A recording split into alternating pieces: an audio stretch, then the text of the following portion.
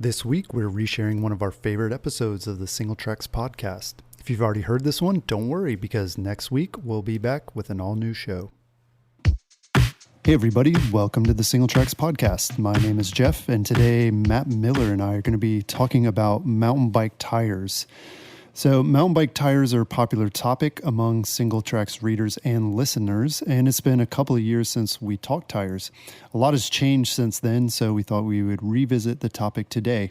We're going to discuss what's going on with tire widths and tread patterns, talk about some of the tires we've tested recently, and fill you in on new tire tech and things like mountain bike tire inserts.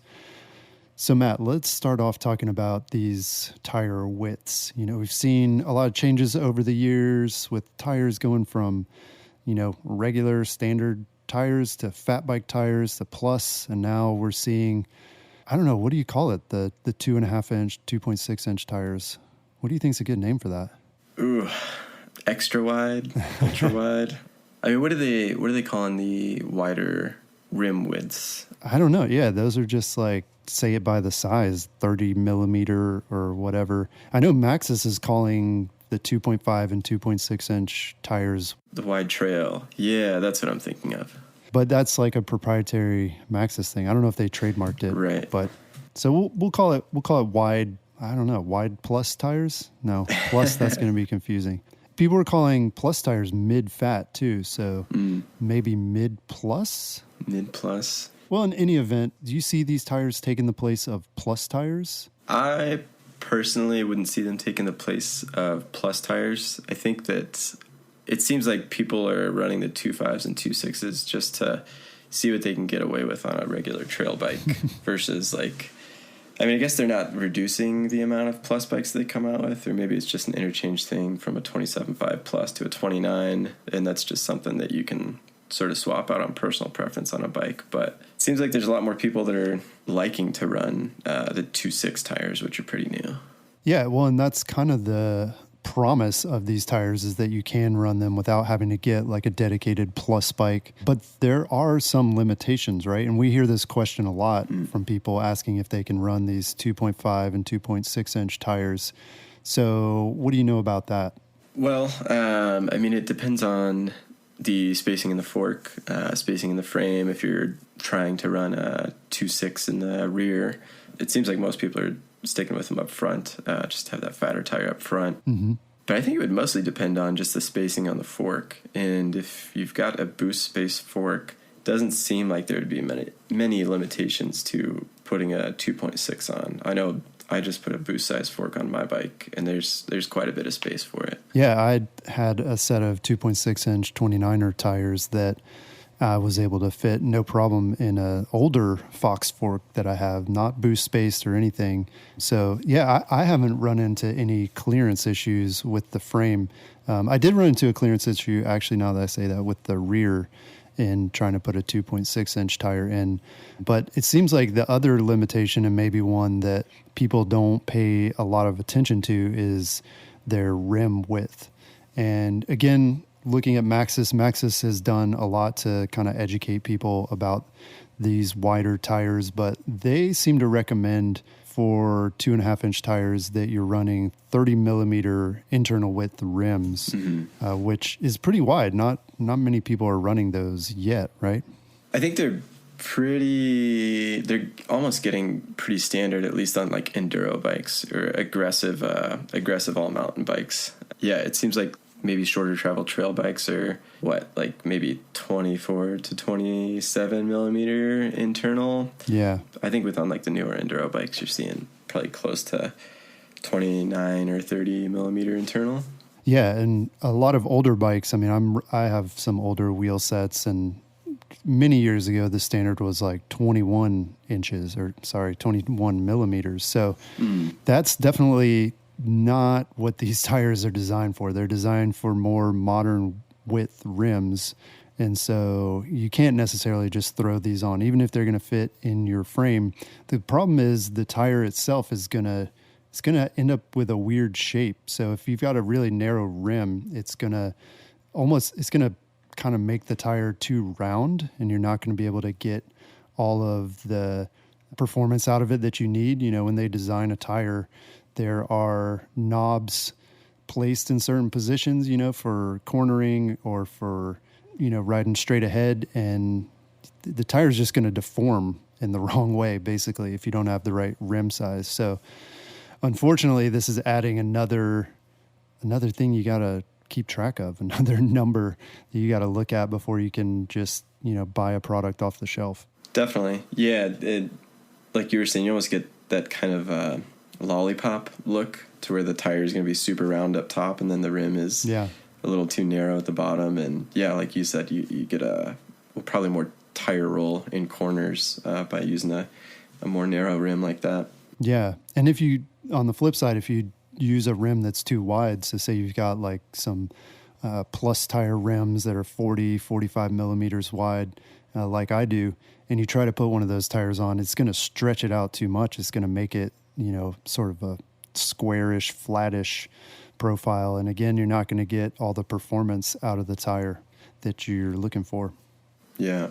So let's talk about tread patterns. What are we seeing in terms of trends on tread patterns these days?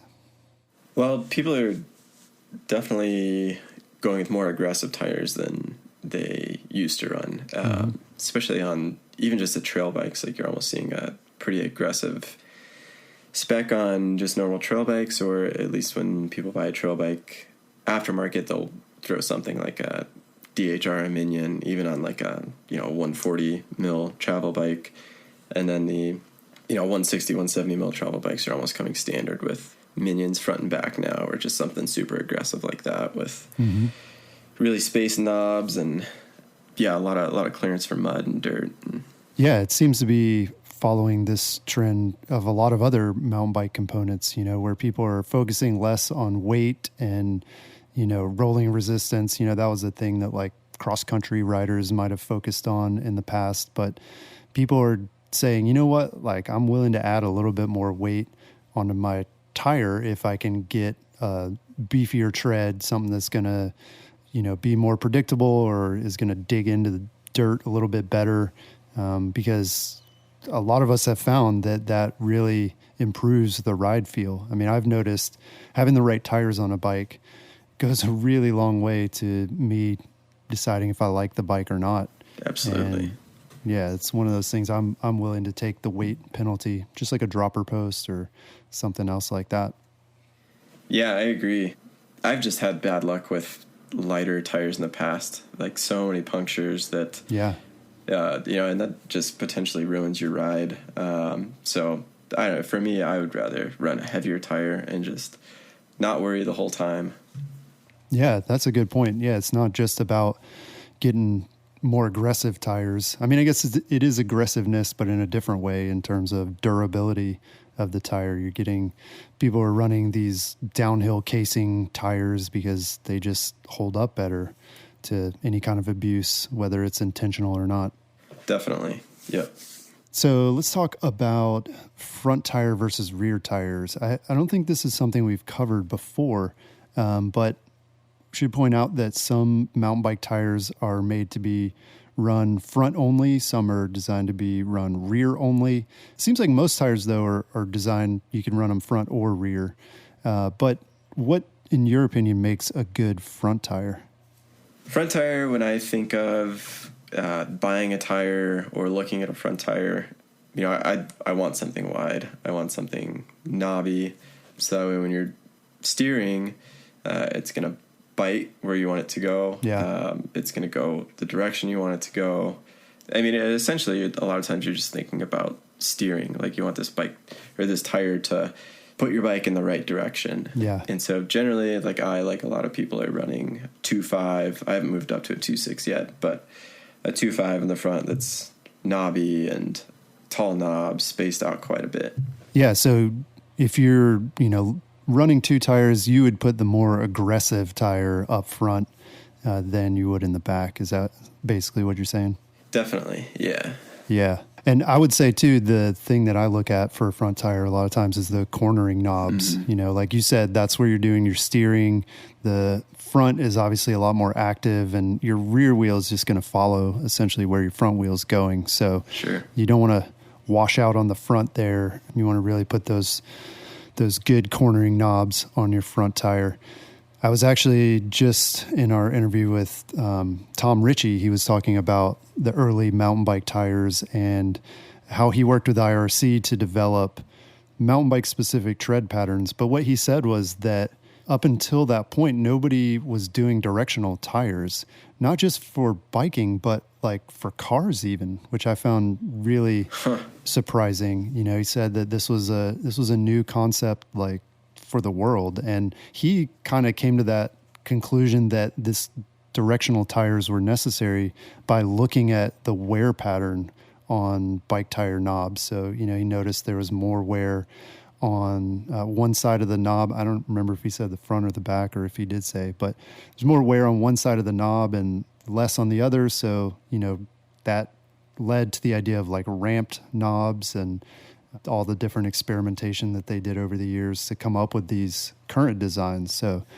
yeah, that's really interesting to me. And it's more, I don't know, if you're a beginning rider and you have a tire and you just kind of slap it on, know that they are directional. Most tires have it printed. It's always so hard to see. Maybe it's because my eyes are going bad, but like sometimes you really have to look closely at the tire to see it, but it'll have a arrow that tells you which way the tire needs to roll. And so it is possible to put a tire on backward. So do be cognizant of that. And if your tire is just not feeling right, like you put a new tire on, before you judge it and say this tire is no good, make sure you're running it the right direction. Mm-hmm. Yeah, I've put many tires on backwards in my day, especially trying to replace a flat really quick on the trail. Yeah, and it's one of those, I hate changing tires. I think everybody hates changing tires. And so, yeah, once you go through all the hassle of like getting one on, getting it aired up, and then you realize it's on backward, it's like the worst feeling. But yeah, it is important to get that right. Let's talk about sipes. Is this something you're familiar with, Matt? I know you recently went on a media trip with WTB. Was that something that they talked about? I think they maybe talked a little bit about sipes, which, yeah, I mean, like, I think probably most every person who's ever looked at a tire before has seen those little slits in the knobs and just maybe not even really thought about why they're there, but actually there for a pretty good reason. Yeah, so the sipes, like you said, they're the little slits in the tire and basically allows the tire to deform, the knob to deform in a certain direction. So it's very calculated, you know, the orientation of the sipes, how many there are on the knobs. And one of the things that I find fascinating is that people actually modify their tires. Yeah. You know, they'll get a tire and they'll cut them, especially the pro racers. Yeah, on the kind of the downhill World Cup stages, especially if it's like really rainy or they just need extra grip. Yeah, they'll take a pair of, what's the tool I'm thinking of? Well, somebody was making a tool specifically for that. I think it was Schwalbe or somebody recently came out with a tire cutter, which I thought was really interesting, or a sipe cutter. Yeah, and they'll just make their own sipes, which, like, for us, I could never think about just like cutting into my new $80 tire like that. But right.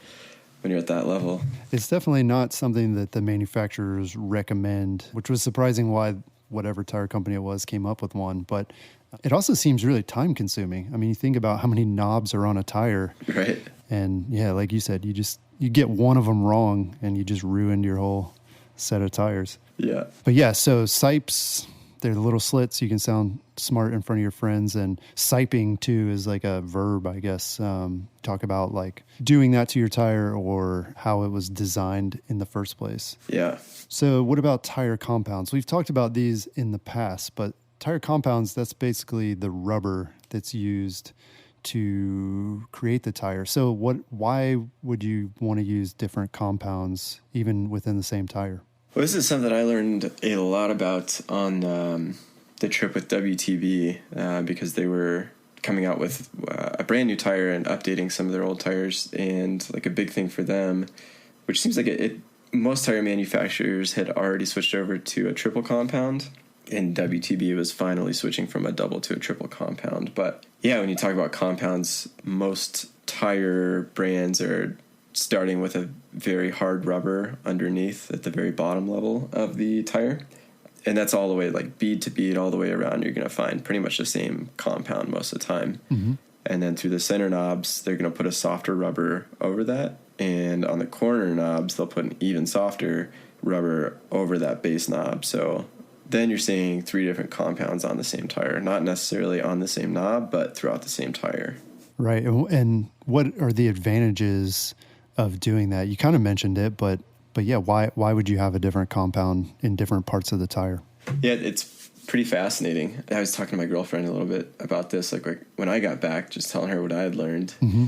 And that base knob is supposed to be pretty hard to minimize tire squirm and just make the tire tougher overall. So you get that base compound to make those knobs. Does the base compound even touch? I mean, I guess parts of it touch the ground, but a lot of that is like sidewall and the kind of the valleys in between the knobs, right? Yeah, and once that tire wears out, then you're kind of just riding on the base compound. So if you're slipping a lot when you're going up rocks and your knobs are kind of worn down, then you might just be on the base compound. Okay. Yeah, and then with that base compound, they're putting the softer rubber over it, so that way you're getting a lot of grip on each individual knob, but then you still have a tough base compound to make sure the knobs aren't folding over when they shouldn't be. Yeah. And yeah, because they're softer too, I mean, they're going to grip. You imagine, I mean, people describe tires as sticky, like sticky rubber too, and that's the idea. It's softer and it almost feels like it's sticking to the ground. Yeah. But then the trade-off is it's going to wear out quicker, right? Yeah, I think that's the struggle for a lot of people is, tires are expensive. Yeah. And so you want to get a long life out of them. And I know I'm guilty of this, of running tires way past what I should, just because I don't want to fork out another $80 for a new tire. Yeah. But then you do, and it's like, holy cow, this is amazing. And that's because I've been riding on the base compound that has like no grip for the past few months. Yeah. Yeah, it's hard too, because it's one of those items like chain wear for me. You know, it's one of those things that's like super gradual over time, so you don't notice it. It isn't like, you know, one day you come out and you're like, whoa, what happened to my tire? It wears out over time, and yeah, maybe you notice it through the performance of the tire. I mean, yeah, most people probably don't notice it until they start having flats or punctures or things like that. Right. And then there are some tires that are designed specifically for race day or, you know, racing tires. So a lot of times when you see that designation on a tire, it can mean one of two things.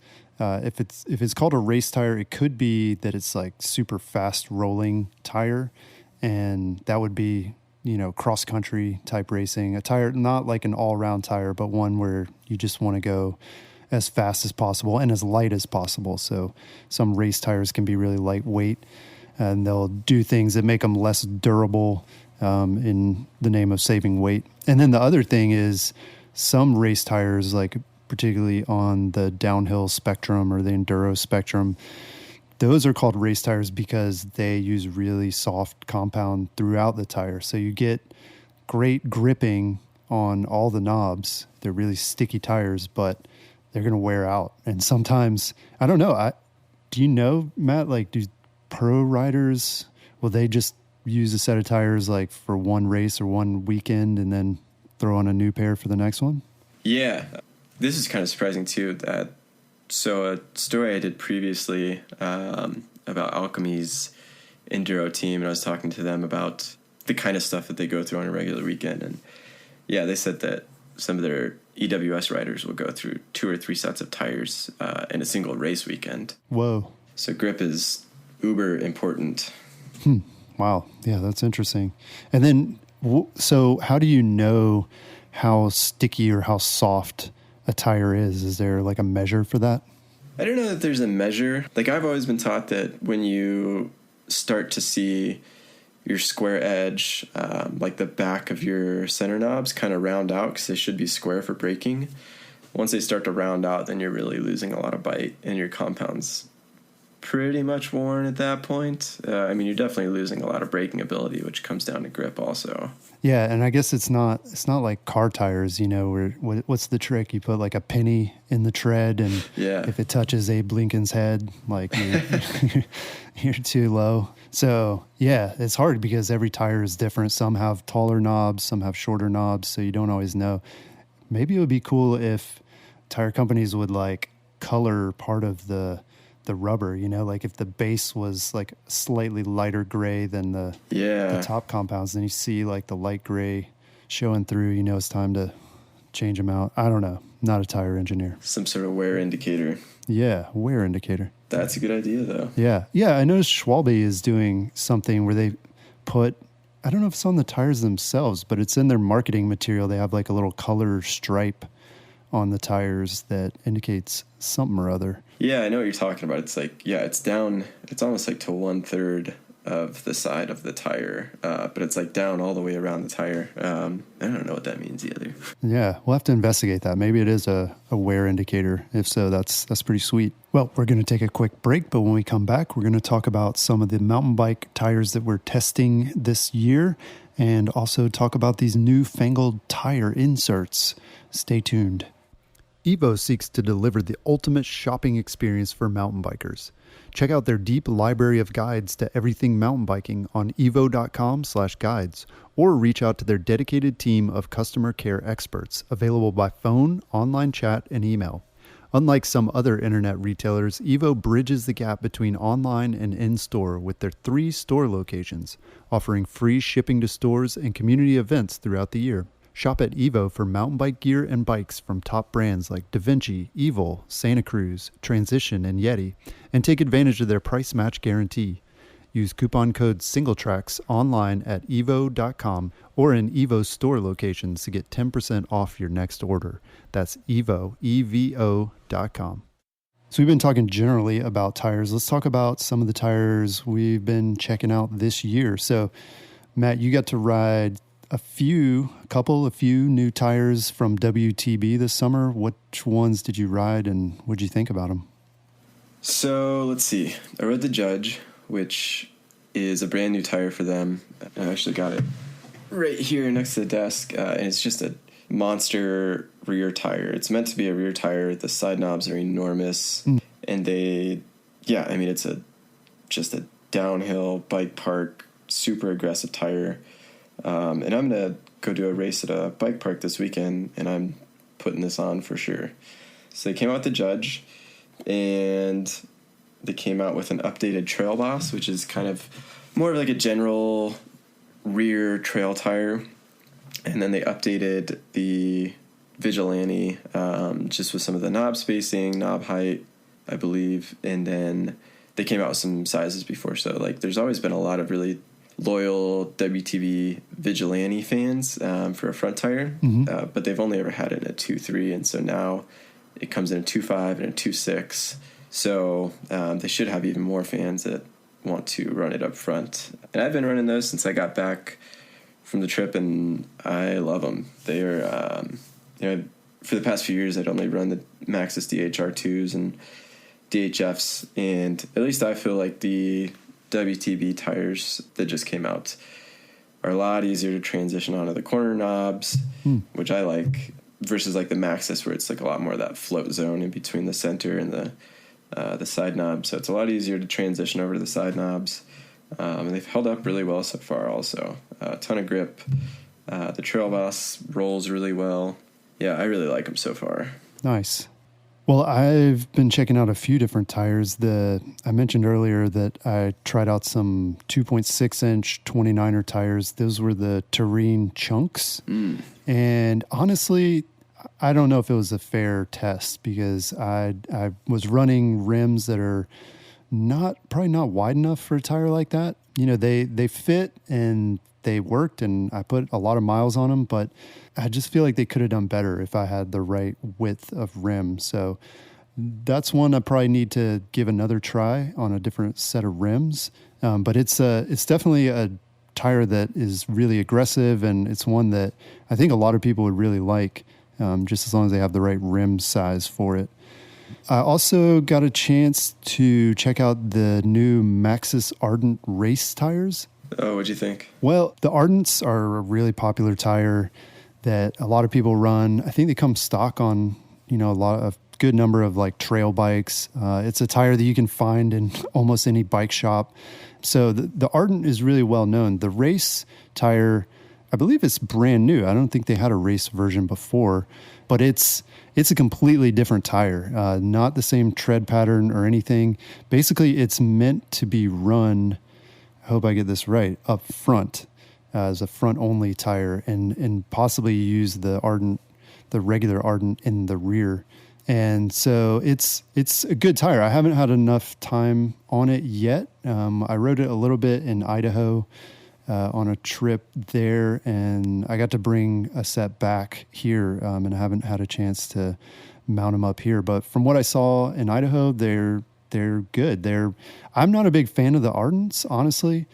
It's not a super aggressive tire. It's a good all-rounder, but because it's an all-rounder, they do make trade-offs about, it's a fast rolling tire, and not all of us want a fast rolling tire right. all the time, right? Like some of us just don't care, and we'd rather have a tire that works really well when we're going down, even if we have to struggle a little more going up. So sure. Anyway, all that's to say, the Ardent race is TBD in terms of how it performs, but I'm looking forward to testing that one some more this summer. And then right now I've got a set of Vittoria Martello tires on my bike, and these tires they're super beefy, big knobs. We were talking about siping earlier. These have siping that's oriented differently on the different knobs. So I believe on the cornering side knobs, the sipes are running basically vertically if you're looking at the tire. And then the siping on the center knobs is horizontal. And so that sort of determines how the knobs are going to flex. And they seem to work really well. Still dialing in exactly the right pressures for them, because as we talked about in a previous podcast episode, tire pressure is really important. After picking the tire, the next most important thing is, finding the right pressure on it to get the best performance out of it. And so I'm experimenting, seeing how low I can go, basically.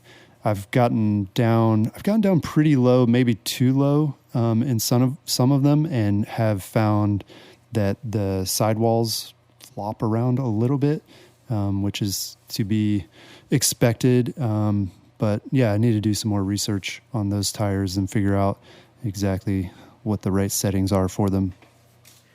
Yeah, I think I've seen some of the, at least like a few of the Enduro pros running those Martellos. Seem like a pretty hefty tire.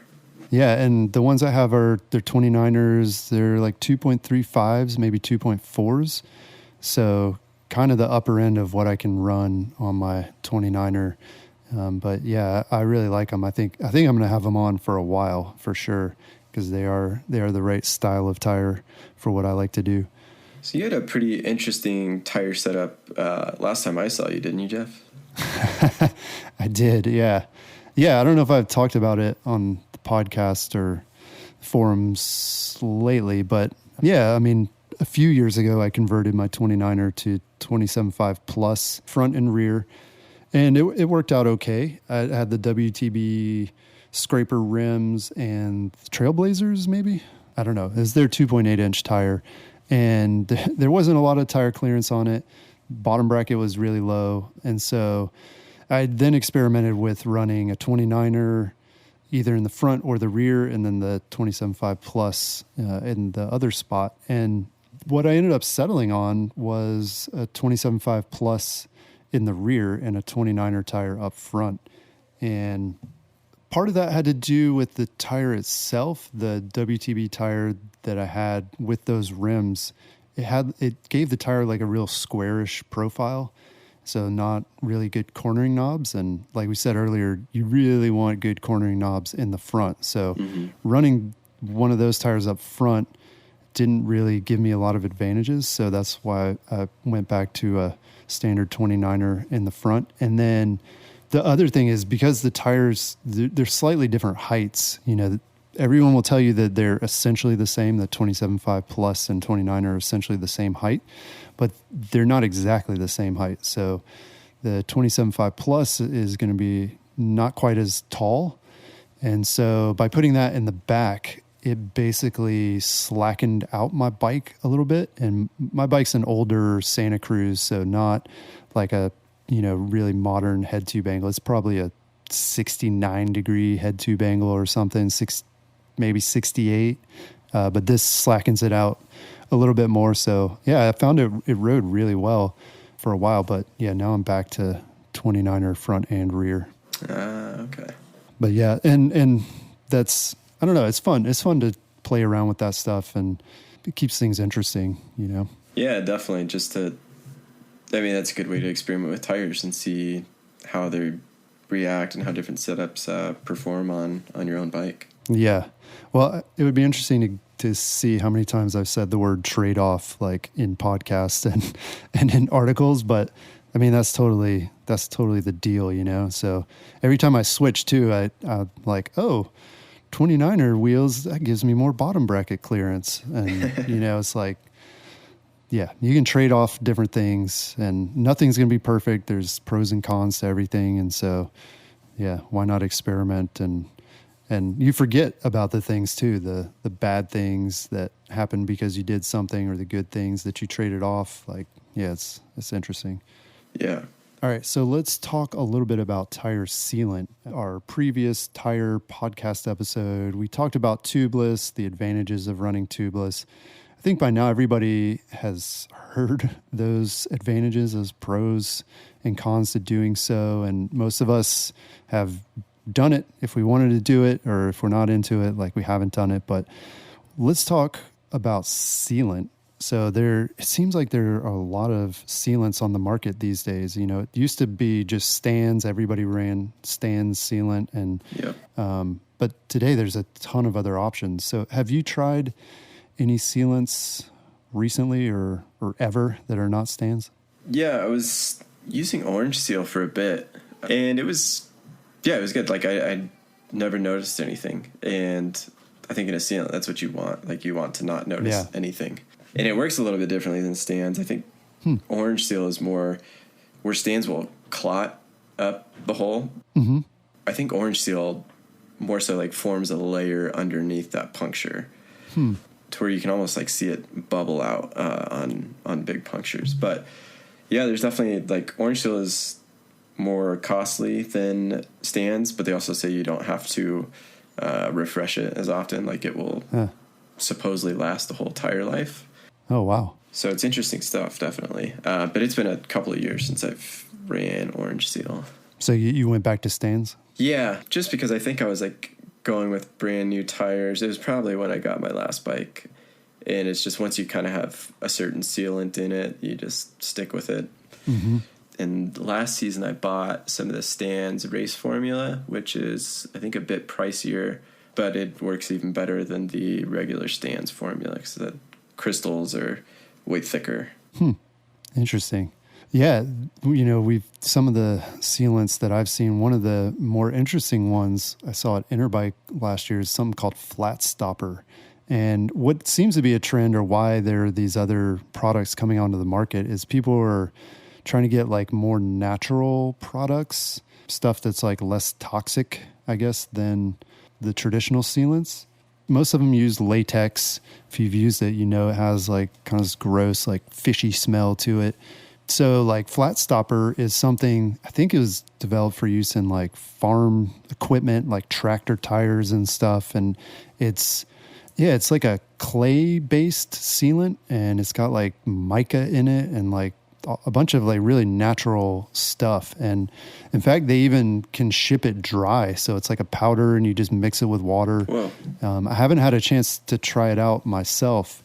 But yeah, they say that it works just as well. So yeah, I'm really interested to see all these different options that are out there. One of our writers, Patrick, is actually working on a long-term sealant test where he's got a bunch of tires set up with different sealants, and I think he's checking in on them every week or so and seeing, how well they're holding up. So look forward to that once he's able to collect all his findings and everything. Yeah, I'm excited to see that. Yeah. And like you said too, some of these new designs are made so that they don't dry out. I mean, that's one of the problems with stands is that it does tend to dry out over time. You got to put new sealant in. Half the flats that I see of people running tubeless is their sealant dried out. They're riding along and they're like, I don't know why I got a flat, and they take the tire off and it's like, well, dude, you just got gum in here. There's no liquid left. So it's definitely a problem that seems like people are trying to solve. Another sealant-ish thing that we're seeing is, have you heard of bacon? I had some for breakfast, but that's... Yeah. Well, there's these tire plugs that people are really stoked on now. Yeah. Called bacon. And yeah, it's basically this little, it's kind of like a needle type thing. And you wrap this stuff that looks like bacon on it. And then you stick it into the hole and it'll seal pretty big punctures. So those have actually saved me quite a few times, actually, now that you mention it. Yeah. Yeah. Do you use another brand or? I can't think of the brand. Yeah, you're actually probably right. I think it is just called, bacon or bacon strips or something like that. But yeah, it's just like a pack of 5 that I picked up at the bike shop. And then you get, like, for the first time, you have to get like the little tool and everything. Yeah. But it's like if you don't want to put a tube in and get your hands grimy with sealant, I've depended on tire plugs like many times, and they actually last quite a while too in the tire. Yeah, maybe it's called bacon because it saves your bacon. Yeah. I don't know. But yeah, it works too. I've seen people use it when they get a puncture and they have fresh sealant and everything, but the sealant just sprays out. I mean, if you've been running tubeless long enough, you've had this happen to you before and you're cursing and like, why won't it seal? And sometimes the hole is just too big. So using a tire plug can help. The key is to get the plug in the actual hole. So you got to be really precise about where you put it in. It's like threading a needle. Yeah. You gotta find that hole. I ran into this problem recently on a ride. A guy got a puncture and we couldn't see where the hole was. He tried pouring water on it and everything, and it was really hard to find it. And you're going to waste your tire plug if you don't get it exactly in that hole. So it takes a little practice. Yeah, and that's I've seen that happen in punctures right around the bead too, where the puncture is really, really hard to find, and then at that point, like, it's really tough to save if the sealant isn't working also, or you just don't have enough sealant in it, or it's old. But I've seen plugs save it where the puncture's right on that bead too, and it seems like almost impossible to fix. Yeah. I think that's the situation we had. It was right on there, and we couldn't get it to work. So I still always carry a tube. I don't know about you. I mean, I think most people do. And yeah, speaking of tubes, there's this thing I've been using called the sock tube. I don't know if you've seen. It's kind of I always thought it was a dumb product because it's basically like a sock. It's essentially like a sock, and you put your spare tube in it, and it like holds your tube.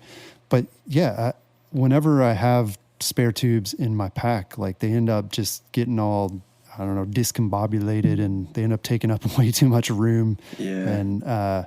And I've had ones too that if it's in my pack long enough, like it just seems to get rubbed by something else in the pack, and it ends up having a hole in it, which makes it pretty worthless. So yeah, I've been using the sock tube, and it keeps my tube nice and organized and fresh for when I actually need it. Huh.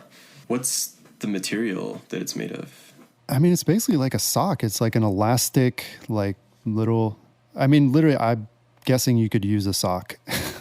You could take an extra sock and put a tube in it. It does come with like a little band, like a silicone band it's almost like one of those Livestrong bracelets that you first put around the tube, and then you put it inside the sock tube. But yeah, it keeps it really compact. Like, I always was like, what am I doing wrong? Like, why does this tube take up half of my fanny pack? Yeah.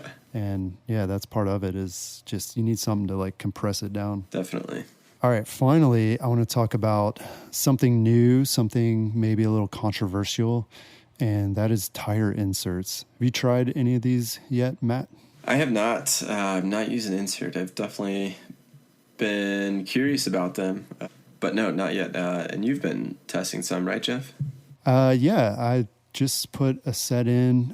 I've been running one in the rear for about a month, and then I just put another one into the front on my tire. And Aaron tested the Cushcore within the last year or so. Okay. So Cushcore was one of the first ones. There was also Huck Norris, which I think people might be familiar with, which is one of the greatest product names of all time. Hopefully, Yeah. hopefully they don't get sued.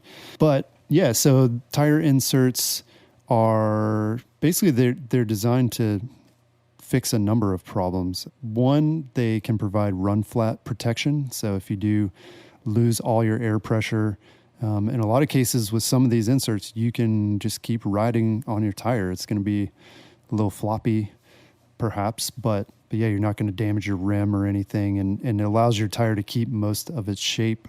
And before I go on, I guess I should describe what a tire insert is. I mean, it's basically a piece of foam that runs around your rim, and then you put, a regular tire on top of it. So the insert itself is taking up some portion of the volume inside your tire, and then you pump it up with whatever pressure you like to run. So it's partially air, partially foam, essentially inside the tire.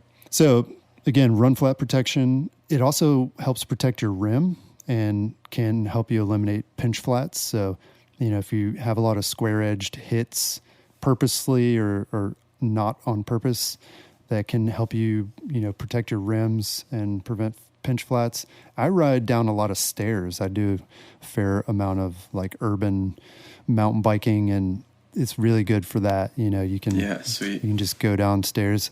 Actually, I should try riding upstairs. That's where I've had real problems before with tires, is you're almost guaranteed to pinch flat if you try to ride up a set of stairs. So Dang. that's TBD. Also, there's some evidence that having an insert provides damping to your tires. So if you think about a shock, like a shock on your bike, be it a fork or a rear shock, provides damping and rebound. And basically tires are really good at rebound. It's bouncy, and people confuse that or at least accept rebound as like a substitute for suspension. Like I hear people say that about fat bike tires a lot, is, like, oh yeah, on my fat bike, I don't need a suspension fork because I got these big tires that act like suspension. And you're getting like half of the suspension performance out of a tire. You're just getting rebound. So damping, though,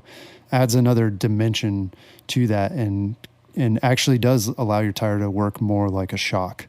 So there is some performance gain there. Again, I'm not great at talking about that stuff or understanding it, honestly, but there does seem to be some benefit there. And then the other thing is, it stiffens up your sidewalls. So what people are finding with especially like plus tires is that because the tires are taller than traditional tires, you got a lot more like sidewall between, the rim and the tread. So when you're running lower pressures, the tires might tend to flop around a little bit more because the sidewalls are just taller. And so, yeah, these stiffen up your sidewalls a little bit more, like give it a little more definition down toward the rim, and let you run these lower pressures without the sidewall flop, and again, without worrying about like dinging your rims or getting more pinch flats or anything like that. Yeah, I think if I were running some really nice carbon rims and wanted to worry about them less and run some lower pressures, I would probably opt for an insert. I was looking back, and at Interbike like 2014 or 2015, I saw these tire inserts. They were for kids' bikes, and basically they were, for dads who like hate having to put air in their kids' tires for them. Like it's basically just it converted your tire from a pneumatic tire to like a solid core tire. And I was like super excited because I hate dealing with tire stuff. I hate punctures. I hate maintaining pressures and worrying about all that. And so, yeah, back then, that was like 4 years ago, I wrote saying like, you know what, I'm just going to put a pool noodle in my tire and see how that works. And basically that's what some of these products are. The Victoria one that I'm testing, the Airliner, it's got a round shape like a pool noodle. It's got like some channels cut into it to like let your sealant slosh around a little bit more and to, deal with like your valve in the tire. But yeah, basically it's kind of like a pool noodle. But what I had heard that these things were difficult to install. And again, I'm not like a great home mechanic. And so I was worried about that a little bit. And so I kind of avoided it. But with the Airliners, I had no problem at all installing them. In fact, the rear tire, I didn't even use a tool. Like I was able to do it all by hand. It took just as long as it takes me to do a regular tire. And not only that, these are tubeless tires, and I had mounted them up with a floor pump because the liner does a good job of like giving the tire some shape and like, really pressing those beads in when you initially seat it. So that's pretty impressive. Yeah, so far I'm really digging the inserts, and I think I'll continue running them even after the testing is done. I've got another set of inserts that I'm going to test after this one from a company called Panzer, and they're out of Europe, I believe, and their insert it's not a round shape, it's actually like a triangle almost, or maybe more like a trapezoid, but the pointy part goes into your rim channel, and then it flares outward as it goes up and has like a completely flat profile at the top. So yeah, it's interesting to see these different shapes and to see how they perform, what the difference is on the trail. Yeah, I'm definitely gonna try some out. I really haven't. I don't think I've had any rim strikes or anything like that in a while. But I mean, who doesn't like running less pressure in their tires? Yeah, I'm also like secretly looking forward to getting a flat and just seeing like how far can I go before I have to change it, Like I'm going to ride it for a while with it flat and just see. Because, I mean, there are so many times when I've been really tempted, like you're close to the car or whatever, and you're just like, man, I should just ride this thing out. Or you like don't have a tube. Yeah. And you got no other option. You're walking out. And yeah, man, it would be so nice if you had this on your tire and you just roll back. Absolutely. Cool. Well, I think we've covered a lot of ground here with tires, lots of innovative things happening in the tire space. And I think we're going to continue to see this as the year goes on. If you're enjoying the Singletracks podcast, we'd love for you to rate us in your podcast app or to tell a friend about it. That's all I've got this week. We'll talk to you again next week. Peace.